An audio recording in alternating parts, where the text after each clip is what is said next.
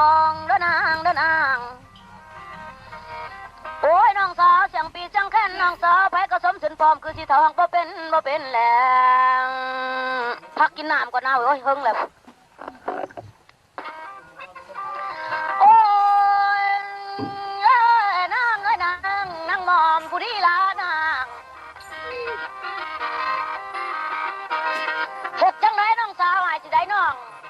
เป็นมิ่งรถเมียแพงนี่ล่ะเฮ็ดจังไรสิได้นัดน้องมานอนซ้อนบนนางแล้วใส่ตาดำน้องแล้วยิ่งแล้วน้องสาวเฮ็ดจังไรเด้อเอ้ยต้องสิได้นัดน้อง